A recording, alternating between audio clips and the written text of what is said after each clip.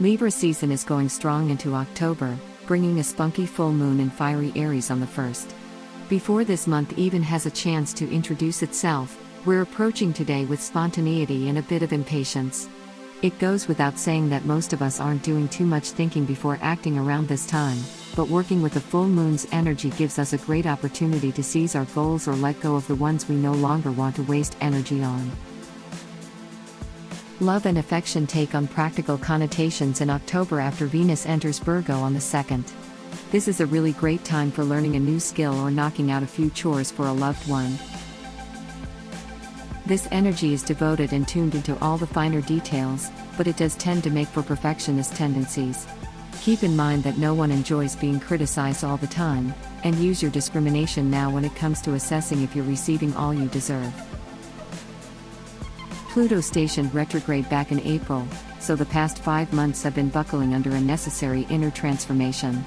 In Capricorn, the profound changes Pluto retrograde highlighted related to our authority and achievements in society. Pluto stations direct, ready to move forward once again, on October 4th, so this is when we should focus on taking everything we've learned to project a better public image and accept responsibility for our own power in our lives. We aren't quite out of the woods yet, though. Far from it actually. See, Mercury stations retrograde on the 13th in the brooding mysterious sign of Scorpio. In general, this signals a tough cycle ahead wrought with misunderstandings and things just generally going wrong. The retrograde alone signals breakdowns in communication and malfunctioning electronics, but the added energy of Scorpio could amp up the consequences to the catastrophic level. If you can manage to be gentle with your fellow human beings over the next 3 weeks, we could all use a little kindness as the planet of communication does its cyclical flip-flop.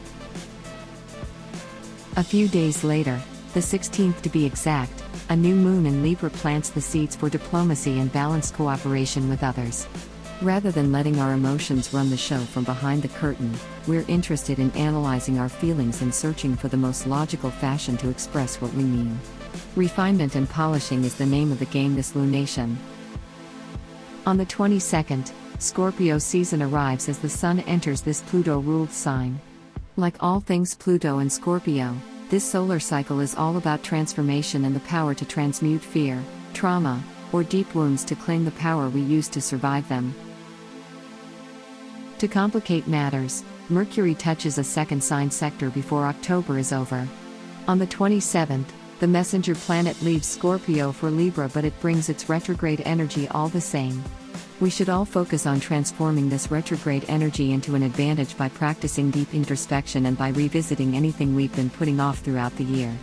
If you're not into self-improvement, just take care not to dive into anything new from mid-October forward, as Mercury RX is bound to give you every bit of trouble it can muster. The astro gods do give us a bit of a treat on the same day though. Simultaneously with Mercury RX, Venus enters Libra on the 27th. This is an extra special transit because Venus rules the sign of Libra, empowering the planet of love like never before this year. I say that, but you shouldn't take that as a recommendation to start a new relationship or shack up with a stranger. These are both things everyone should avoid under Mercury's retrograde anyway, but the yearning for partnership with this Venus transit could set any one of us off course. Last but not least, October ends with a Taurus full moon on Halloween. This sounds spooky, however, it's one of the most magical lunations of the entire year. Taurus rules our physical plane, and the full moon frequently signals a culmination, a peak, or the beginning of the end of something. That means whatever we see illuminated right now will have strong ties to the physical world and the earth itself. While we're on the subject, one of the very best ways to celebrate this full moon is by getting outdoors, preferably the wilderness, and focusing on the organic intricacies of life. Once we all take a step back and really look at where we're coming from versus where we're going, we can make plans for what needs to change. We don't want to commit to any of these alterations until Mercury stations direct, but the more time you let the idea digest, the more ready it will be for you in November.